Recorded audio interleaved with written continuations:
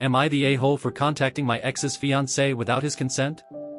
I, 30F, was engaged to Anthony, 32M, 4 years ago. Our relationship ended for a number of reasons, but we had been together since high school. We did not have the best ending and there was a lot of hurt. I moved across the country when I moved out of our shared home. We cut contact following our split and have remained no contact ever since. We have mutual friends still, so I occasionally receive updates about his life and I am sure he receives the same. 5 years ago, Anthony's mother, Liz, passed away after a long illness, and because we were engaged, Liz had given me a letter and a wrapped gift that she wanted me to give to Anthony on our wedding day. It was not specific to our wedding day, but since she knew she would not be there, she decided I should be the one to do it. She asked me to just keep it between us. She did not want her ex-husband or other kids to know. 8 months later, when we actually called off the wedding, I had forgotten about these items as I had stored them in my childhood bedroom for safekeeping, and in the midst of moving across the country, I left the items behind, which I am aware was careless. Fast forward to now, and I recently learned that Anthony is engaged to Beth, 30s, and my first thought was that I am really happy for them and wish them all the best. I then was thinking about our cancelled wedding and his mom. I really loved her like a second mom, and I was struck with the sinking feeling that I still had the letter and gift from her and that I had never returned it to the family. I then remembered Liz asking me not to share it with her other children or ex-husband, and while I was unsure of the exact reason, I think it is because she had done the same for her other children, but I am not sure who is holding on to their letters and gifts. I brought it up to my husband and explained how guilty I felt about still having these things, and I just did not know what to do. Together we talked through all the different options. I could have called him, but felt it would ruin the surprise on the actual wedding day, which is what his mom wanted. I could have contacted a sibling, but then I feel like it would have ruined their surprise since they are not married yet. I thought about relatives, but I just don't know who. I settled on Beth. It just felt right that Liz wanted it to come from his soon-to-be wife. I reached out to her via social media DM and wrote her an extensive letter detailing what I have stated above. I told her she could do with this information what she wanted, but that would be in my hometown next month and would love to get these items to her. Apparently, this was the wrong thing to do. She told Anthony about this my message, and he is pissed that I reached out to her. He says I have no business contacting his fiancé. I am torn now because I was honestly trying to honor his mother's wishes and return the items to their rightful owner. I really felt like I was doing the right thing for everyone. Verdict: not the a-hole. Relevant comments. Was it a bad breakup? It was not great.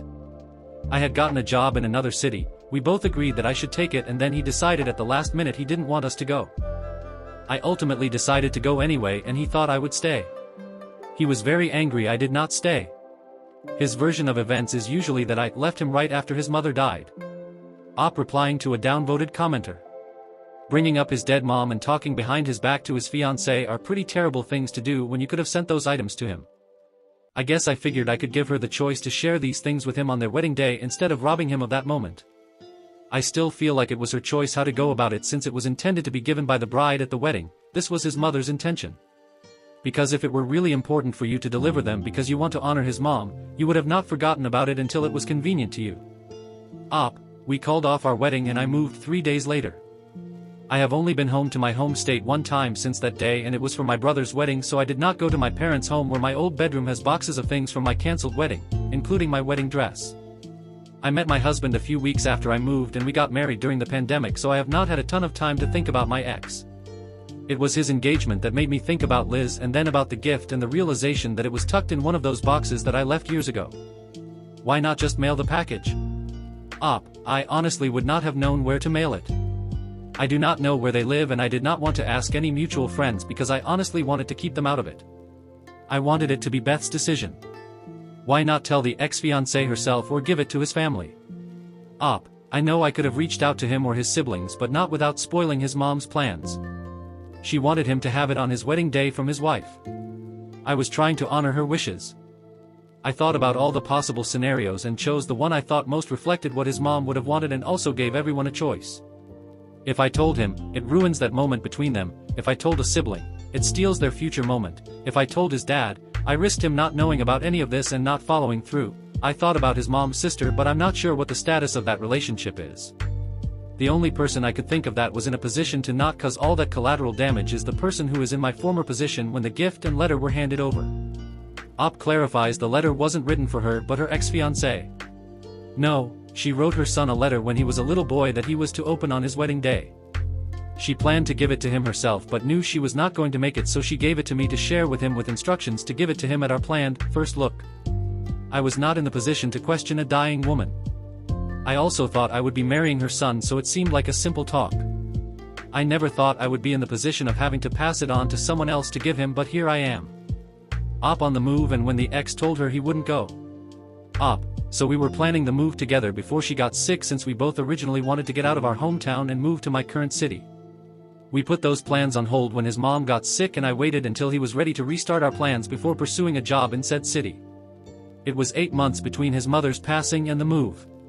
It was 4 months after that he told me he was ready to start the process. He also had a job lined up but worked for his family business in our hometown, so he could give up the new job without an issue, whereas I had already quit my job. I get that I am the one that moved, but he is really the one that ended the relationship by changing everything 3 days before we were set to move. I am not saying he is to blame, but your interpretation of what happened is far from reality. And he told me 4 days before we were set to move that he wasn't going. I was going because I was starting a new job a week later, and we had given up our apartment and I signed a lease in my new city. We went to bed that night and I asked him if he would ever join me the next day. He said probably not, so I told him that I think the relationship is over and we need to call off the upcoming wedding, 3 months away. He was very upset, and he left to stay at his dad's house. The movers arrived the next day. They took my stuff and I stayed at a hotel near the airport that night for my early flight.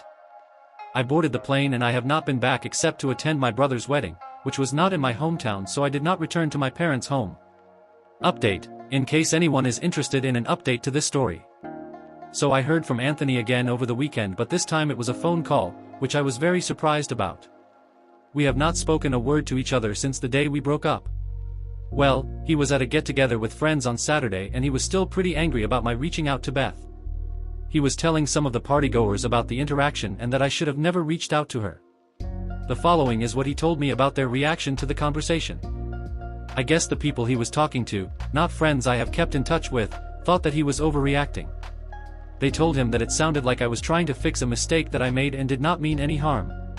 So then his best friend, Mike, asked him why he was really angry. Anthony said this got him thinking about his reasoning, and he realized he wasn't actually mad about my contact with Beth, but the fact that 4 years ago I actually moved and cut contact. He said that when he decided not to move, he was sure I would change my mind, and that when I left it was a total shock to his system and he was really angry with me. I acknowledged that the way I left was terrible, but also implored him to take responsibility that he completely blindsided me and left me with very few options. He apologized for this and for his anger, and I apologized for leaving and cutting contact. I let him know the dates I will be in town and I would happily send the items to them if he gave me his address. Instead, he asked if he could come to pick them up, which I said is fine. Overall, it was a good conversation that I am glad we had. I doubt we will ever be friends, but I am glad we seem to be at peace with each other.